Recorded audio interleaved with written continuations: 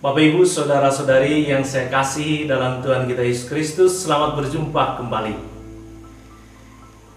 Sedikitnya ada dua orang yang paling ditakuti oleh pencuri.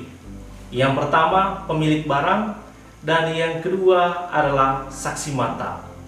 Lalu bagaimana dengan Tuhan? Tuhan bukan termasuk dalam daftar orang yang paling ditakuti oleh pencuri. Kalaupun nama Tuhan dimasukkan dalam daftar orang yang ditakuti pencuri, pasti nama Tuhan berada pada nomor yang paling terakhir. Buktinya, saat melakukan aksinya, pencuri hanya mengamat-amati daerah sekitar dirinya saja.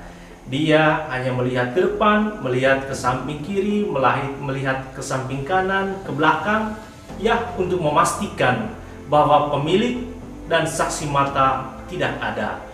Pencuri sangat jarang, bahkan tidak pernah melihat ke atas. Padahal dari surga, mata Tuhan terang benderang melihat perbuatan buruknya.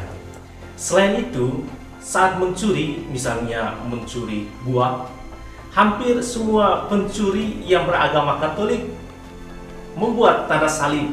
Ini tandanya meskipun Tuhan itu ada di dalam dirinya, ada di dekatnya, pencuri tidak takut lagi akan Tuhan. Akar dari sikap tidak takut akan Tuhan adalah dosa.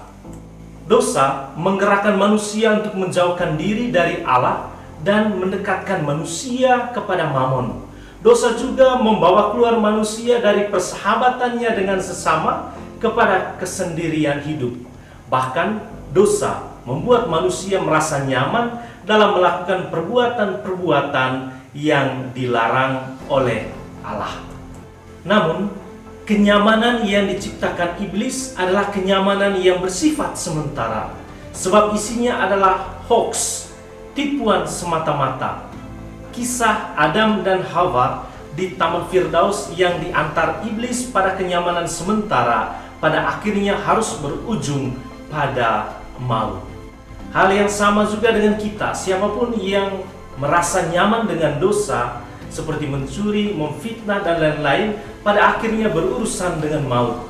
Dan benarlah kata-kata Paulus, upah dosa adalah maut. Atas dasar itu, pada masa new normal ini, saya dan Anda diminta untuk menjadi manusia baru. Manusia yang tidak hanya memperhatikan kebersihan tangan, tetapi juga memperhatikan kebersihan hati. Manusia yang tidak hanya memakai masker untuk menangkal penyebaran virus corona, tetapi juga memakai kekuatan kasih Allah untuk menangkal daya ajak iblis.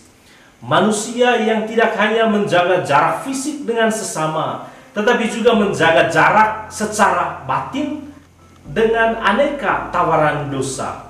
Manusia yang tidak hanya rajin mengukur suhu tubuh kita, tetapi juga rajin mengukur keberdosaan diri kita untuk menerima sakramen tobat. Tokoh Yeremia dalam bacaan pertama pada hari ini dapat membantu kita untuk menjadi manusia baru. Nabi Yeremia adalah nabi yang paling menderita. Tetapi meskipun dia diliputi banyak tantangan seperti dicemooh, diolok-olok, dihadang, dan dibenci, Yeremia tetap setia pada tugas panggilannya. Yeremia lebih memilih menderita dalam kasih Allah daripada bersenang-senang dalam kuasa dosa. Sebab upah kasih itu bukan maut, tetapi keselamatan atau kehidupan kekal. Makanya Paulus dalam bacaan kedua pada hari ini mengatakan bahwa Adam yang dipengaruhi dosa membuka pintu maut bagi umat manusia. Tetapi kasih Allah yang nyata dalam diri Tuhan kita Yesus Kristus memberikan keselamatan kepada seluruh umat manusia. Dan kalaupun kita mau menjadi manusia baru, kasih karunia Allah jauh lebih besar daripada segala dosa kita. Kasih karunia Allah yang maha baik itulah yang menjadi peluang bagi kita untuk menjadi manusia baru.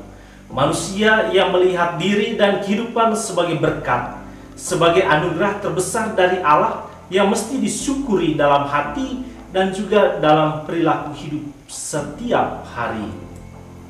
Dan secara tegas Yesus katakan dalam bacaan Injil pada hari ini bahwa martabat kita sebagai manusia melampaui ciptaan yang lain. Kamu lebih berharga daripada banyak burung pipit. Jadi jangan karena sesuatu, karena harta, atau dalam kisah pertama tadi karena buah, kita dengan mudah merusak martabat diri kita yang diciptakan sungguh amat baik dan telah ditebus oleh darah Kristus yang Maha Kudus. Oleh sebab itu, Bapak Ibu Saudara-saudari yang terkasih, jika kita hendak mencuri atau melakukan dosa pada masa new normal ini, lihatlah ke atas kepada Allah yang kepadanya kita tidak dapat berbohong, kepada Allah yang telah menciptakan kita sungguh amat baik, kepada Allah yang telah mengorbankan putra tunggalnya untuk menebus kita. Kalau Allah telah menempatkan manusia sebagai nomor satu dalam hatinya, kita juga mesti menempatkan Allah sebagai yang pertama dalam hidup kita. Tentu bukan karena kita takut akan pengadilan terakhir, tetapi pertama-tama karena kita mengasihi Allah yang lebih dahulu mengasihi Anda dan juga mengasihi saya.